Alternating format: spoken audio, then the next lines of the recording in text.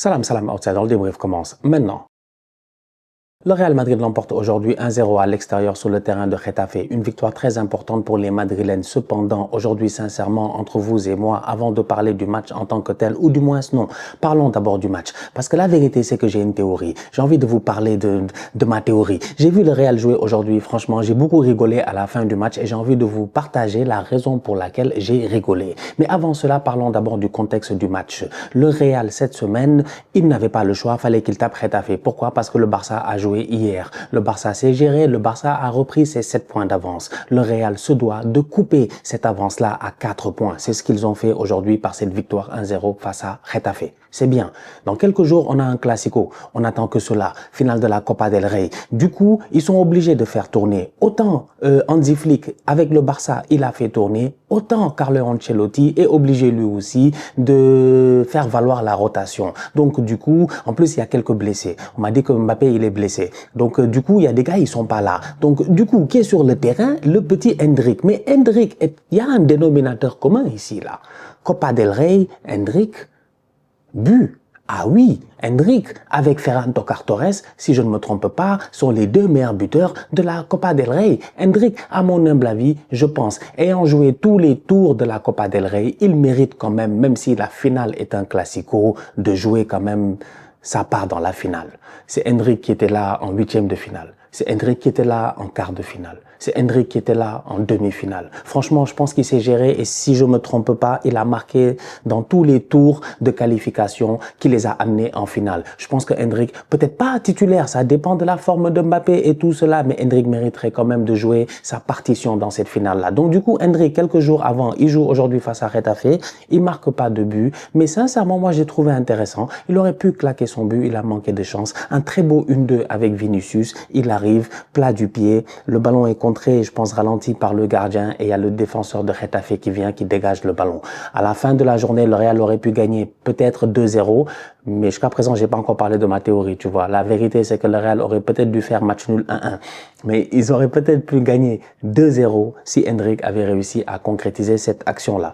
Donc, globalement parlant, un match assez intéressant de la part de Endrick pour sa première titularisation en Liga. C'est pas facile, il joue pas beaucoup. On peut le mettre dans la catégorie de pas mal d'autres joueurs qui n'ont pas de temps de jeu. Donc, du coup, les automatismes en tant qu'attaquant, c'est difficile de les trouver. D'autant plus que quand tu es numéro 9, tu touches pas beaucoup de ballons. Donc, du coup, avec le peu de ballons que tu as, tu dois être efficace. Donc, franchement, moi, j'ai envie de dire à Endrick que je l'encourage et j'espère qu'il va continuer sur sa bonne lancée. Et j'attends de voir si Endrick sera décisif en finale de Copa del Rey face au Barça dans quelques jours. À côté d'Endrick, il y avait Vinicius. Dans le système de jeu, le Real aujourd'hui, c'était assez intéressant. Vini et Endrick un peu plus dans une position centrale. Vinicius qui tourne autour de Endrick. Les deux ont fait pas mal de connexions et de passes, donc franchement, c'était pertinent. Mais là où c'était cool, c'était au milieu de terrain. C'était le buteur, c'est le petit Arda Güler. Le problème de Arda Güler, lui aussi, c'est le même que Endrick. Il a besoin de jouer. Les boys là, ils savent jouer au football. Arda Güler, il y a même pas un an, il était à l'Euro, on s'en rappelle, c'était lui le patron de l'équipe nationale de Turquie. Une équipe où il y a quand même des tontons, des Hakan Çalhanoğlu.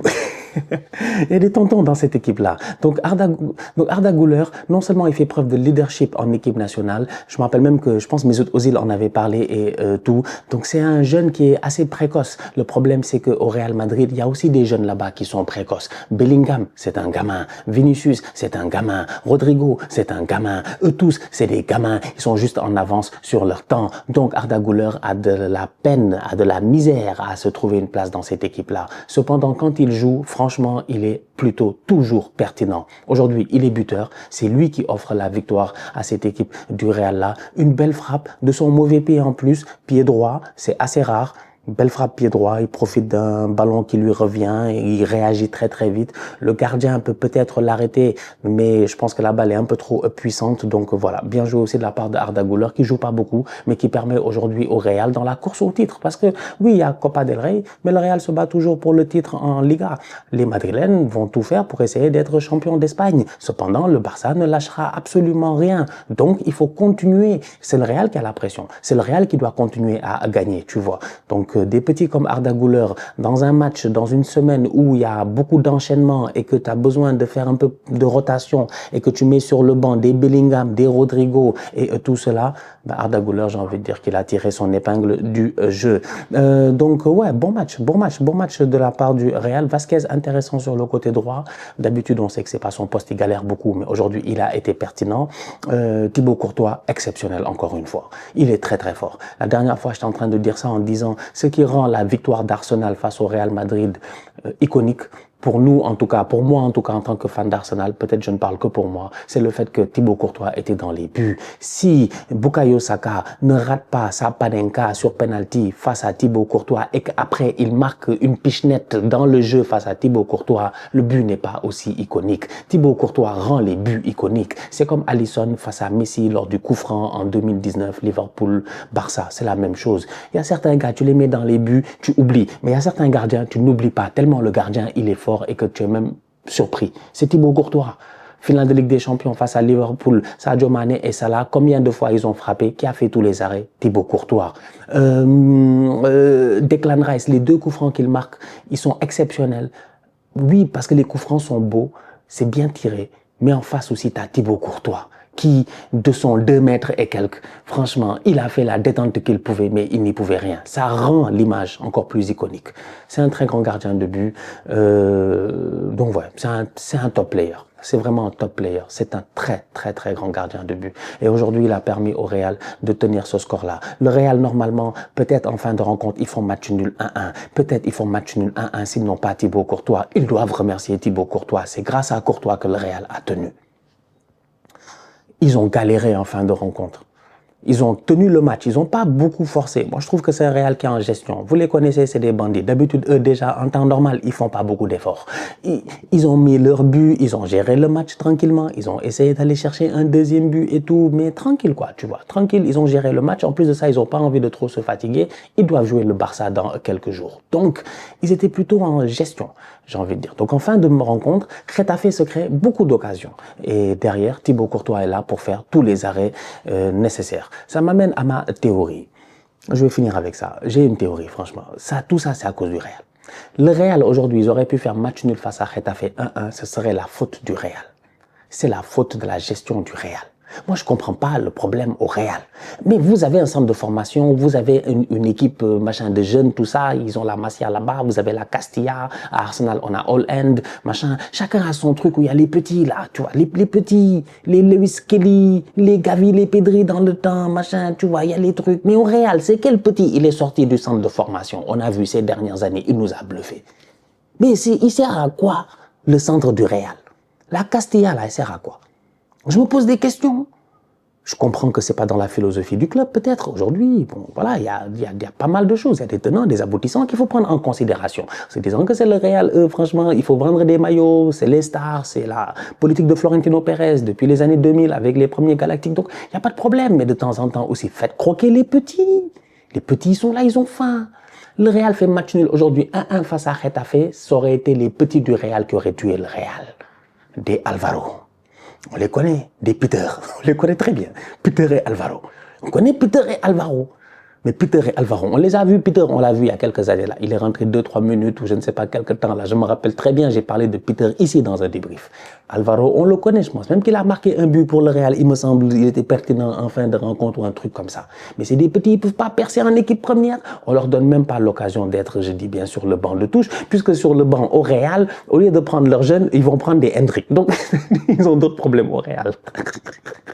Ils ont d'autres problèmes. Ma théorie, c'est ça.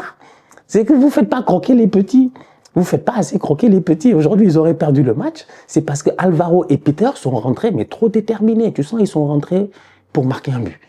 Les gars ont même boulé sur Thibaut Courtois, tellement ils en avaient rien à faire, en fait. Ils étaient déter, Alvaro et Peter. Ils voulaient marquer leur but. Ils voulaient aller chercher cette égalisation-là. C'est bien, c'est de bonne guerre. Mais ouais, je dis j'ai une théorie, c'est un tout petit peu pour blaguer. Mais c'est pour dire quand même que franchement, les Madrilènes ne sont pas sérieux. Je pense qu'il y a beaucoup de talent dans la Castilla. Asensio en fait partie. Il est sorti là de cette, voilà, je pense que c'est la même génération. J'imagine que les Alvaro et les Peter, vu comment ils se sont chauffés un peu là. Tu sens que les boys, ils se connaissent. Donc, c'est des boys comme ça, de temps en temps, qu'il faut faire monter en équipe première, tu vois, leur donner leur chance de briller, leur donner plus que leur chance. Pas un petit match par-ci, un petit match par-là, comme vous avez eu l'occasion de faire. Donc, voilà. La théorie des... Ouais, c'est ça, je me suis dit, si le match finissait 1-1 en fin de rencontre, là, mais à la dernière frappe d'Alvaro et l'arrêt de Thibaut Courtois, exceptionnel. À ce moment-là, je me suis dit, ça finit 1-1, mais j'allais dire que le Real, en fait, ils se sont fait tuer par leurs propres éléments. Ils ont formé des boys pour que les boys viennent leur fassent perdre le titre. Heureusement, ils sont gérés, ils ont gagné 1-0. Donc voilà, à Madrid, donnez plus de chance aux jeunes du centre de formation, comme on le fait chez nous à Arsenal, ou ils le font au Barça, ou ils le font dans d'autres clubs aussi. Je trouve ça un peu dommage, parce que ça se voit. Aujourd'hui, je l'ai vu avec la rentrée de ces boys-là, et même le Asensio qui est dans votre équipe. On voit qu'il y a du talent dans la Castilla. On se capte ce week-end pour le Classico. Rendez-vous pour le Classico. La famille, on se capte très bientôt pour une nouvelle vidéo. D'ici là, on continue à liker, on continue à partager, on s'abonne. On est ensemble, on reste en santé, toujours le plus important. Tous outsiders.